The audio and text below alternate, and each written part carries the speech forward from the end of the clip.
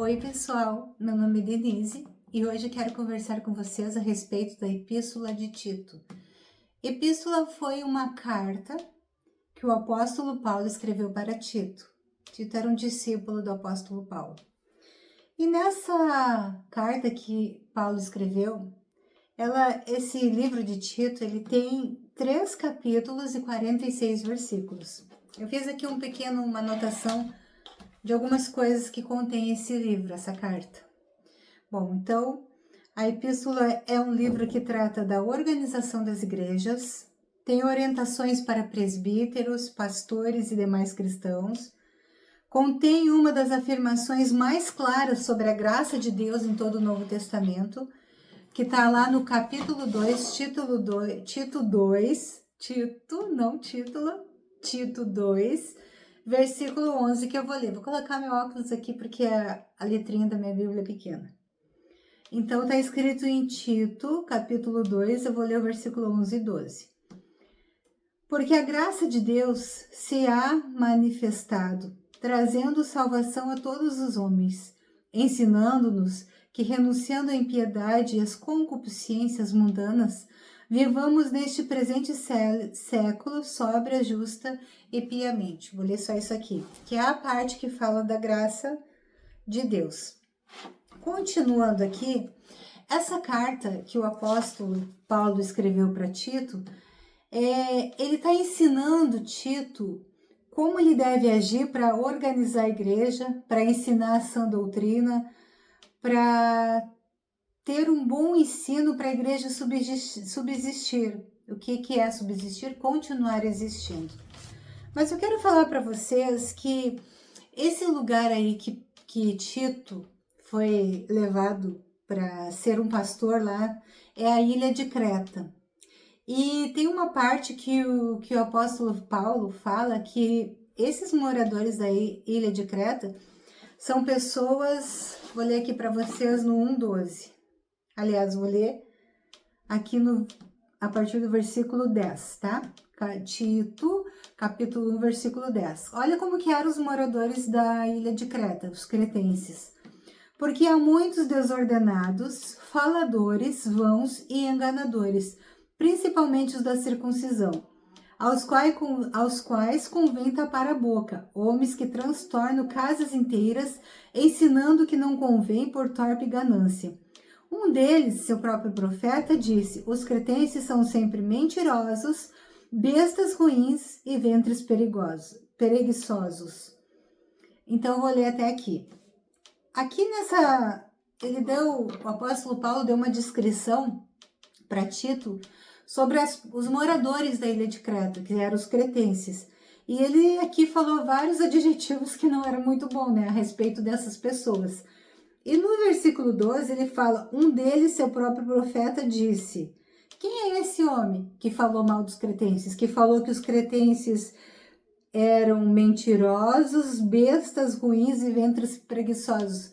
Quando usa a palavra ventre junto com preguiçosos, quer dizer que gostam de comer, mas não gostam de trabalhar. É isso que significa ventres preguiçosos. Então esse homem, que é um profeta grego, e se chama, que eu fiz uma pesquisa, se chama Epimênides. É um poeta, não é um profeta. Um poeta grego que também era morador de lá da cidade de Creta. E ele falou do seu próprio povo, que eram gente que não prestava, em outras palavras, né? Aí o apóstolo Paulo começou a ensinar a Tito de como ele devia agir, de como ele devia administrar a igreja. Então, se alguém quer ter um pouquinho de noção de como uma igreja deve ser administrada, ela tem que ler também o livro de Tito. Assim como Timóteo dá algumas instruções, né? Paulo deu algumas instruções lá. Aqui também fala sobre a organização da igreja. Aqui em Timóteo, vou ver aqui uma coisa aqui, que eu me lembrei.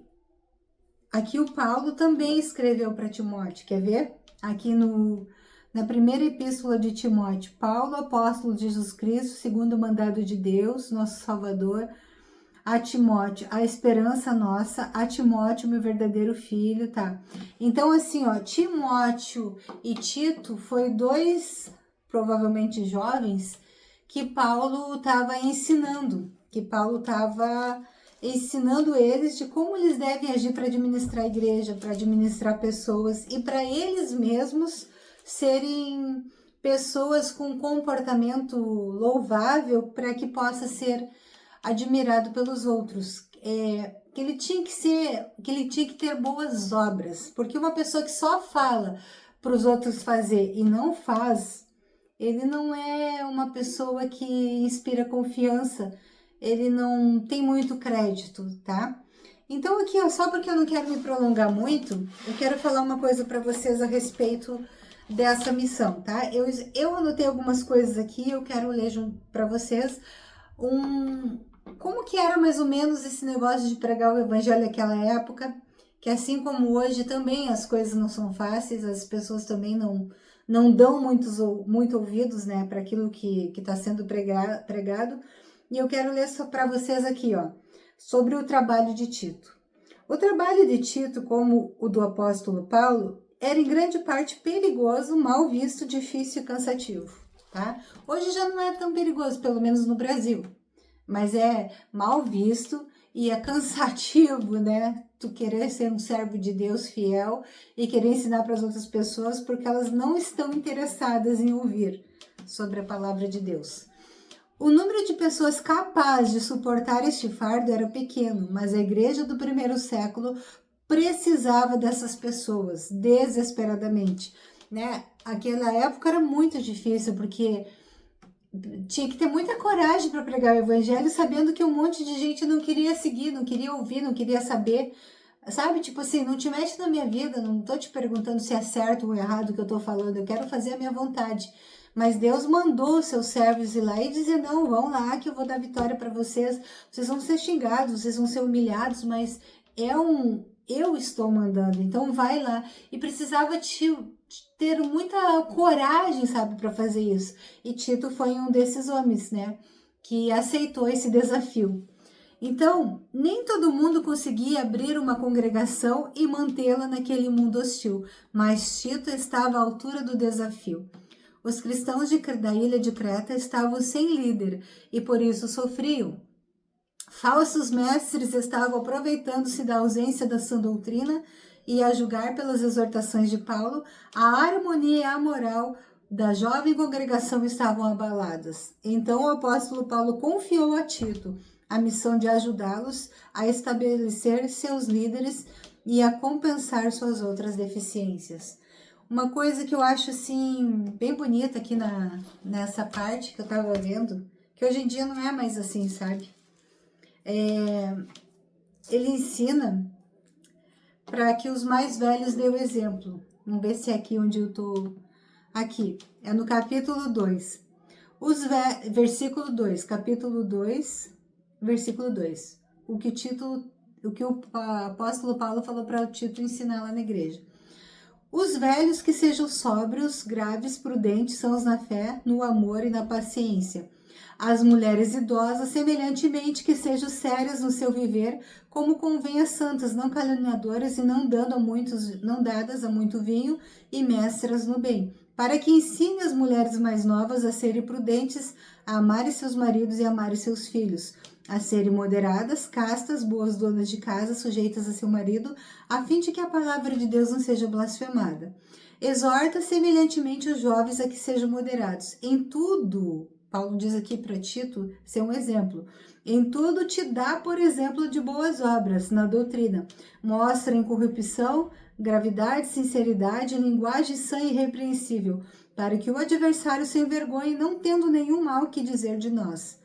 Exorta os servos a que se sujeitem a seu senhor e em tudo agradem, não contradizendo, não defraudando, antes mostrando toda boa lealdade, para que em tudo seja o ornamento da doutrina de Deus, nosso Salvador. Bom, o que me chama atenção aqui, tá, nessa palavra, porque fala dos mais velhos. Quantas pessoas hoje mais velhas estão vivendo uma vida totalmente desordenada e não são exemplo bom para ninguém, tá? Eu não tô generalizando, porque ainda tem muita gente decente, muita gente ainda que se preocupa, não em só falar para os outros, mas ser, tá? Ser aquilo que estão falando. E eu tava essa semana eu estava estudando uma outra palavra, lendo uma outra palavra, e o Espírito Santo falou comigo que era para mim estudar o livro de Tito. Então eu fui estudar, e essas coisas aqui que eu descobri, tem muita coisa aqui anotada, mas eu fiz um resuminho para vocês, tá? Das coisas que eu anotei. E aqui, nessa palavra, fala também das boas obras, que eu já esquecendo, que são um dever cristão, mas também um dom divino. Que ninguém consegue fazer boa obra por si só, sabe? É uma inspiração divina, é uma força divina. Porque na nossa natureza nós não fazemos coisas boas, nós somos egoístas, a nossa natureza é egoísta. Mas quando a gente acredita que existe um mundo além deste, que existe, sabe, não existe só essas coisas que nós conseguimos ver, existe um mundo espiritual. O nosso corpo não é só feito de carne, temos um espírito e temos uma alma, e essa alma vai para onde depois da nossa morte? Então, quando a gente começa a acreditar nisso, que nós temos uma alma e que existe céu, que existe inferno, e que existe um fim bom para quem obedece a Deus e um fim trágico para quem desobedece, a gente começa a se importar com a palavra de Deus. E aí o Senhor falou comigo para ler o livro de Tito e eu quis compartilhar com vocês essa experiência. E eu quero de coração, sabe? Eu tô gravando esse vídeo, mas eu quero ser essa pessoa, sabe? Eu já cometi muitos erros na minha vida, pecados. Confessei meus pecados para quem eu precisava confessar, confessei para Deus, porque às vezes as pessoas pensam que o pecado só deve ser confessado para Deus. Não, o Espírito Santo me ensinou que o pecado tem que ser confessado também para a pessoa contra a qual a gente peca. E esperar ali se a pessoa vai nos perdoar ou não. Se a pessoa não quiser nos perdoar, pelo menos nós fizemos a nossa parte. Nos arrependemos, pedimos perdão para Deus e pedimos perdão para a pessoa contra a qual a gente pecou. E aí, se ela não perdoar, daí já não é um problema nosso. Daí já é um problema dela com Deus. Mas eu quero dizer para vocês que eu também sou uma pessoa que precisa obedecer essa palavra, que preciso ser um exemplo. E eu quis compartilhar esse meu pequeno estudo com vocês. Claro que eu não vou ler para vocês tudo que eu escrevi sobre esse livro, mas que eu entendi muitas coisas, e a preocupação do apóstolo Paulo é ensinar alguém que fosse, sabe, um dia o apóstolo ia morrer e alguém que continuasse esse trabalho. Então as pessoas, elas prestam mais atenção no nosso exemplo de vida do que nas nossas palavras. E eu quero, sabe, depois que eu me consertei com Deus, depois que eu fiz as coisas que eu não devia fazer, assim como todas as pessoas que erram, né? A gente olha para o nosso passado, quantos erros a gente já cometeu. Mas a questão não é cometer erro, a questão é, a gente se arrependeu, nós nos arrependemos dos erros que cometemos ou achamos que não é necessário? Essa é a questão. A questão é, todos erram, mas quantas pessoas que se arrependem, quantas pessoas estão dispostas a fazer o que é correto depois do arrependimento? Eu quero fazer o que é correto, porque eu entendi que eu preciso fazer o que é correto, porque fazer o que é correto não só vai salvar a minha alma, salvar a minha família, como também vai me dar uma vida abençoada aqui nessa terra, né? Então é isso que eu quis compartilhar com vocês, e eu espero que de todo o coração você leia, sabe? Leia o livro de Tito, que são apenas 3 capítulos, e se você puder estudar um pouquinho melhor, você vai ver como tem coisa boa ali, né? Não só no livro de Tito, mas essa palavra é mais específica para a organização das igrejas, para a organização da nossa vida pessoal, né? Timóteo também, o Paulo fala também, ensina várias coisas para Timóteo, mas hoje, se você puder, leia o livro de Tito. Eu quero orar com você, nem sei o que eu vou orar, mas vou pedir para o Espírito Santo me dirigir aqui. Senhor amado, neste momento eu quero orar juntamente com essa pessoa que está assistindo esse vídeo, e quero te pedir, Senhor amado, que tu possa fazer parte da vida desta pessoa, que tu possa abençoar esta pessoa, a família dela, a casa dela, tudo aquilo que é dela, Senhor, tudo aquilo que ela tocar, Senhor amado, que seja produzido frutos, Senhor, de bênção, frutos de qualidade, frutos que vão levar ela a uma vida plena. Senhor amado, quantos estão vivendo no engano hoje, achando que está tudo bem, a maneira errada como estão vivendo, que são donos da sua vida, mas sabemos que não somos, ó Pai.